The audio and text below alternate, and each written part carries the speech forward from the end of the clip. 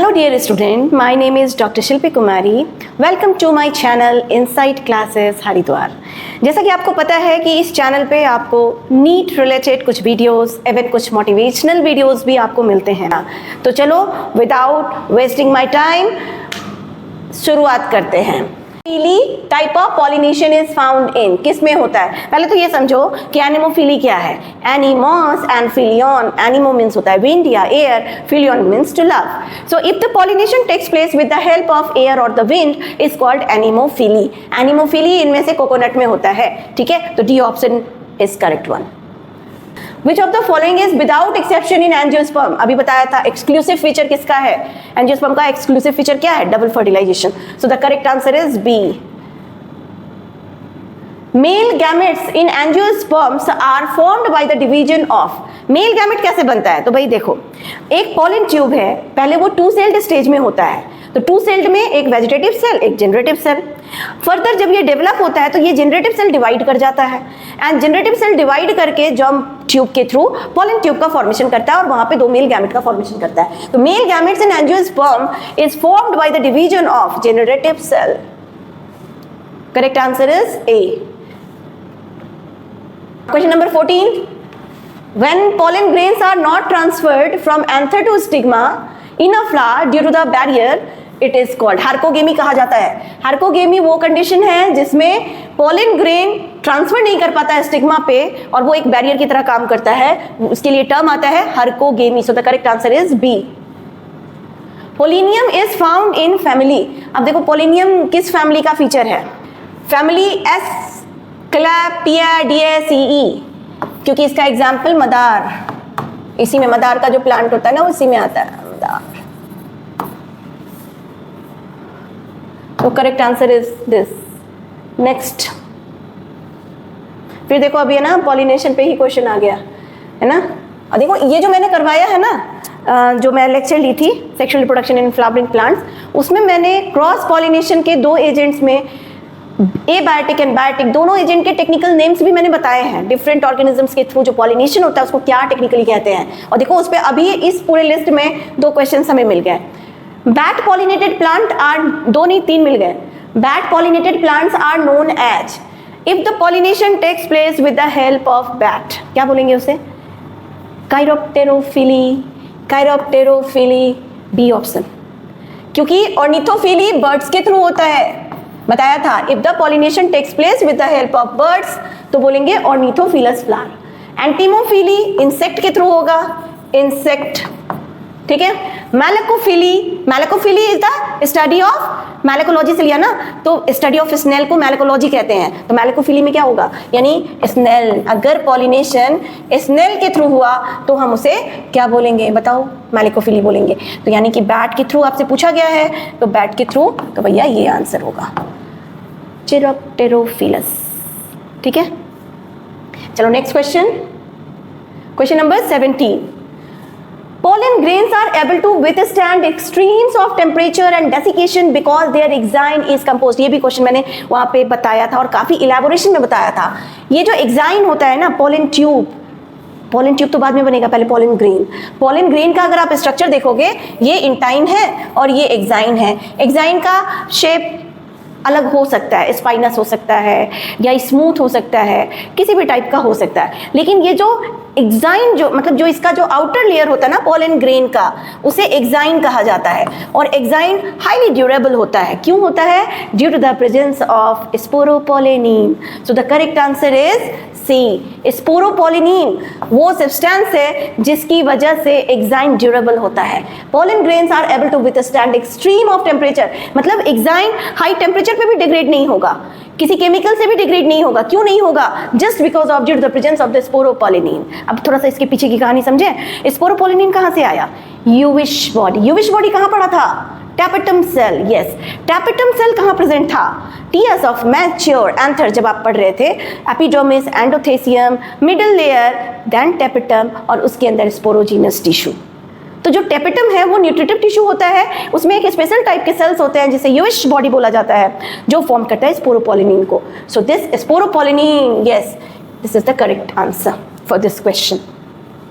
Next question number 18, when the gametophyte is not formed by the spores but by any other part of the sporophyte it is known as, उसे क्या बोलेंगे? Apospory बोलेंगे? सी,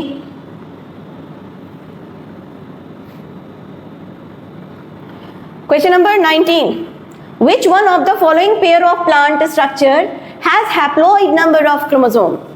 देखो अब काम आया ना, वो जो प्लॉइडी पढ़ाया था मैंने अपने लेक्चर में, बताया था कि भाई देखो इस टॉपिक को पढ़ना है और कॉन्सेप्ट को क्लियर करना है कि आप इसके ऊपर अगर मान लो कोई भी क्वेश्चन दिया जाए आप उसको गलत करके ना आओ, तो उसमें प्लॉइडी जरूर याद रखना, ठीक है। न्यू सेलस की प्लॉइडी क्या बताया था मैंने? 2n होता है। आपसे पूछा गया है हैप्लॉइड नंबर, ठीक है, तो ये तो होगा नहीं। एंटीपोडल सेल्स के जितने भी गैमेट्स हैं वो हैप्लॉइड होंगे, बट न्यू सेलस तो 2n है ना, तो ये तो नहीं होगा। एग न्यूक्लियस हैप्लॉइड होगा बट सेकेंडरी न्यूक्लियस 2n होगा, तो ये भी नहीं होगा। Megaspore mother cell itself 2n, तो ये भी नहीं होगा। Egg cell and antipodal cell, yes, egg cell भी n, एंटीपोडल सेल के भी सारे जितने भी न्यूक्लियस आप देखोगे 3 एंटीपोडल सेल्स होते हैं चालीजल एंड में, and each of them haploid in nature, ठीक है, और एग सेल अपने आप में हैप्लॉइड है। सो the correct answer is D. Next, ruminant endosperm is found in option D, Anonaceae. 21, when pollen tube enters into the ovule by integument, देखो इस पे भी मैंने पढ़ाया था, मैंने बोला था ना कि देखो पोलन ट्यूब की एंट्री किस साइड से होती है उसके लिए भी नेमिंग है। If pollen tube get enters through the micropylar end तो बोलेंगे पोरोगेमी, इफ चैलेजल एंड के थ्रू हुआ तो चैलेजोगेमी, और अगर इंटेगुमेंट या फ्यूनिकुलस के थ्रू होगा तो उसे मेसोगेमी कहा जाएगा। तो when the pollen tube, underline करेंगे, pollen tube enters into the ovule by the integument, देखो इंटेगुमेंट का ही पूछा है, मैंने पहले ही बोला था कि देखो कभी भी आपसे चैलेजोगेमी नहीं पूछेगा, ये इजी है, बट या तो पोरोगेमी आएगा या मेसोगेमी आएगा। तो पोरोगेमी माइक्रोपाइलर एंड से इन करना, एंड इंटेगुमेंट या फिर फ्यूनिकुलस के थ्रू अगर पोलन ट्यूब इंटर करता है एम्ब्रियो सैक में तो हम उसे कहेंगे mesogamy. So the correct answer D. मुझे पता है ये सारे स्टूडेंट्स को आ गया होगा जिन्होंने मेरा लेक्चर देखा होगा, ऑलरेडी मैंने उसमें भी काफी एम्फेसाइज किया था। चलो बहुत अच्छा क्वेश्चन। अब बताओ, ये तो क्वेश्चन के फॉर्म में हमने फ्रेमिंग करके दिया है, जब मैं पढ़ा रही थी उस समय भी आपको इस तरह के कुछ क्वेश्चंस मैंने वर्बली बताए थे कि इस तरह से क्वेश्चन पूछा जाता है, ठीक है। चलो बहुत इंटरेस्टिंग है, बट इसके पीछे कॉन्सेप्ट लगा हुआ है और वो कॉन्सेप्ट आपको पता होना चाहिए, ठीक है। तो if the cell of root, हमने क्या अंडरलाइन करना है भाई, दूसरे कलर से करती हूँ, अंडरलाइन करना है रूट इन व्हीट प्लांट। अब बताओ व्हीट प्लांट क्या है, एंजियोस्पर्म या जिम्नोस्पर्म? सभी का आंसर होगा angiosperm. Beet plant is angiosperm, ठीक है। हैव 42 क्रोमोसोम, अगर एंजियोस्पर्म है तो ये नंबर किसको बता रहा है, यानी कि 2n। Root in wheat plant have 42, that is 2n is equal to 42। आप पहले n निकाल लो, n क्या हो जाएगा, जस्ट उसका हाफ, यानी 21 क्रोमोसोम, ठीक है।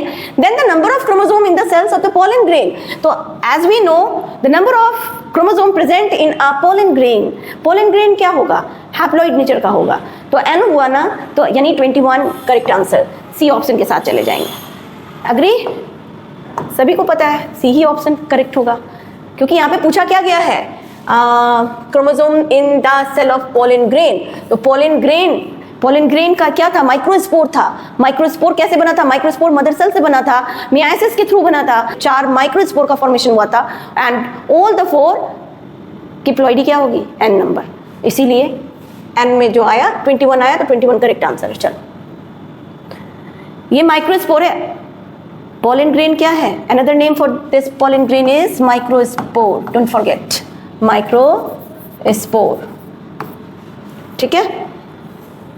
चलो चलती हूँ 23, entry of pollen tube through micropylar. देखो फिर ये क्वेश्चन भी आ गया, माइक्रोपाइल के थ्रू अगर पोलन ट्यूब की एंट्री होगी तो हम क्या बोलेंगे, उसे क्या बोलेंगे, पोरोगेमी। मेसोगेमी तो इंटेगुमेंट और फ्यूनिकुलस के थ्रू अगर इंटर करता है तो मेसोगेमी। चैलेजोगेमी चैलेजल एंड से। सिनेगेमी का मतलब फर्टिलाइजेशन होता है, एलिमिनेट भी करेंगे तो भी हम सही आंसर तक, porogamy is the correct one. If the pollen tube get entered through the, किधर से, माइक्रोपाइलर एंड से अगर एंट्री करता है तो उसके लिए टर्म है पोरोगेमी।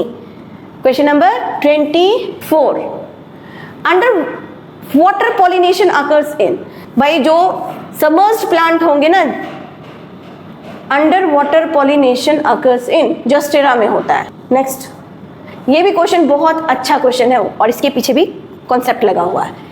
देखो यहाँ पे तो क्लियर है, कोई ट्री का नाम नहीं दिया है, एंजियोस्पर्मिक प्लांट बता दिया, ठीक है, जिसमें 24 क्रोमोसोम्स है। इसका मतलब ये हुआ कि 2n इज इक्वल टू 24, तो आप पहले n निकाल लो, n इज इक्वल टू 12, ठीक है।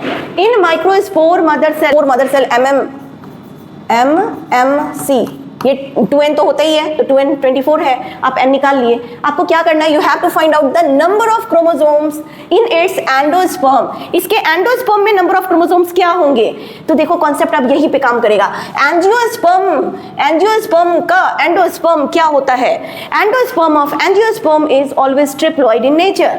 यही चीज अगर जिम्नोस्पर्म होता तो हैप्लॉइड हो जाता, बताया हुआ है, ठीक है। ऑलरेडी मैंने इसको डिटेल में एक्सप्लेन किया था। तो यहां पे हो जाएगा endosperm is equal to triploid. तो ट्रिप्लॉइड बोलने का मतलब 3n, 3 into 12, 36 chromosome. So the correct answer is A. ये बहुत अच्छा क्वेश्चन है और ये समझ लो नीट में प्रोबेबल क्वेश्चन है कि नीट 26 में ये एक क्वेश्चन जरूर आएगा।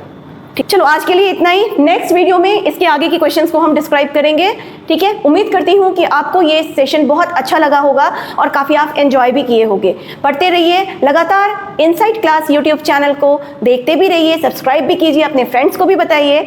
लाइक शेयर सब्सक्राइब के साथ साथ कमेंट करना ना भूलें। मैं सेवरल टाइम्स आपसे रिक्वेस्ट करती हूँ कि अगर आप एक कमेंट करोगे तो इससे हमें काफ़ी मोटिवेशन मिलेगा, ठीक है। तो चलो ये वीडियो मैं आपके लिए ही बना रही हूँ और आप सभी इसे बहुत अच्छे से समझो और प्रैक्टिस करो। जरूरी नहीं है कि यही सेम क्वेश्चन एग्जाम में आएगा, बट इसी के जैसे क्वेश्चन आ सकते हैं। तो ये प्रोबेबल क्वेश्चंस हैं, तो के क्वेश्चंस को आप रिवाइज करो, प्रैक्टिस करो। फिर मिलते हूँ नेक्स्ट सेशन में। Till then bye.